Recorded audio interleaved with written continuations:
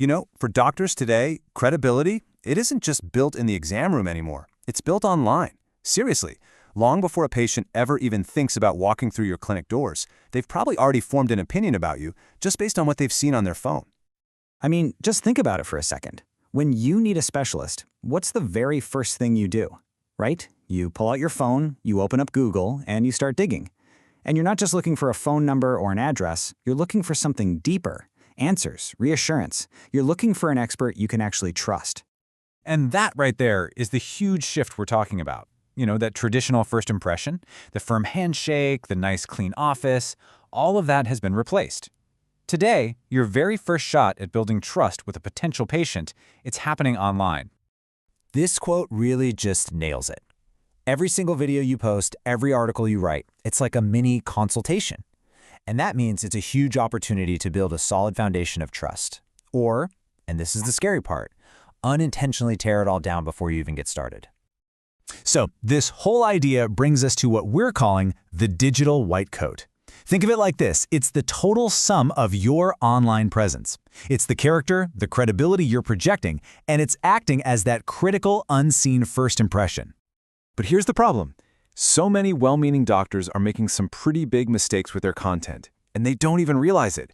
They're trying to be helpful, they're trying to connect with people, but they're accidentally using approaches that are actually hurting their credibility and chipping away at that precious patient trust. Okay, so that's exactly what we're going to dive into. We're going to break down the 5 most common credibility killers that doctors run into online.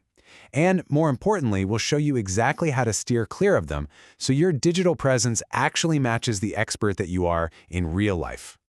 All right, let's jump right in with mistake number 1, trying to sound a little too casual or trendy. You see it all the time, right? There's this huge temptation to look at what's blowing up on social media. The influencers, the viral dances, and just copy that same playbook. The thinking is, hey, if I use some slang or do a quick dance, I'll seem more relatable. But let's be real. A patient who's anxiously searching for a cardiologist, they're not looking for entertainment. They're probably scared, they desperately need answers, and what they really want is an expert. So trying to act like a trendy influencer, it just sends the absolute wrong signal. It can make it seem like you're more interested in fame than in patient care. So what's the solution here? It's pretty simple. Just remember these 3 words: clear, calm, and confident. Now, this doesn't mean you have to be stiff or sound like a robot. Not at all.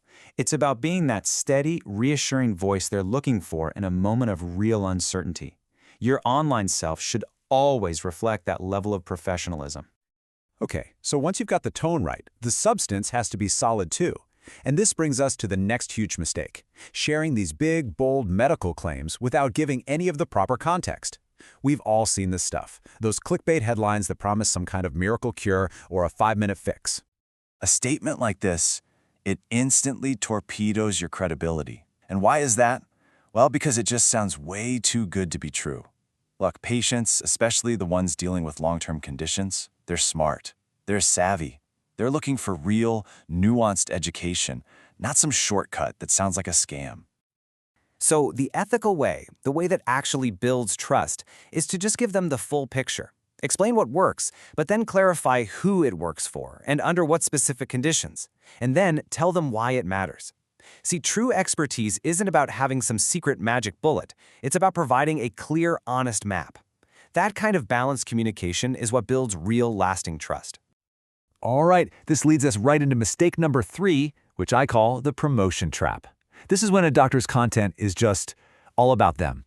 Come to my clinic. We have the latest equipment. It totally misses the point. Here's the truth. Patients don't care about your clinic, not until they actually believe you can help them with their problem. The key here is so simple. Lead with value. Think of it this way. Be a guide, not a salesperson. Your job is to answer the real, burning questions that your patients are typing into Google at 2 a.m. When you educate them first, when you actually solve a small problem for them right there on their screen, you build trust. It's that simple. And when patients trust you, they choose you. Okay, so let's say you've totally nailed the tone and your content is packed with value. Awesome. But how's it all delivered? This is where mistake number 4 comes in: poor technical quality. And look, you don't need a Hollywood movie studio. But really bad audio, awful lighting, or a super messy background, all those little things subconsciously chip away at a person's trust. Think about the little voice in the back of the patient's head. It's saying something simple but powerful.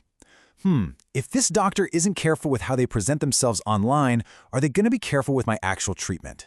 See? Good quality video and audio isn't about being vain. It's a signal.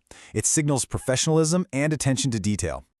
And that brings us to our fifth and final credibility killer, and this one really ties all the others together. Posting without any system or consistency. You know what I'm talking about. A doctor posts one video, gets excited, and then there's just radio silence for 2 months.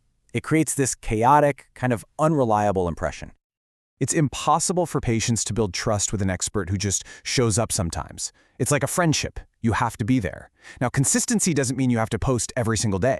Not at all. It just means having a plan and showing up reliably to help and educate your audience. That is how trust grows over time. So, let's pull all this together, shall we? When you avoid these 5 big mistakes, every single piece of content you create becomes part of that critical first consultation.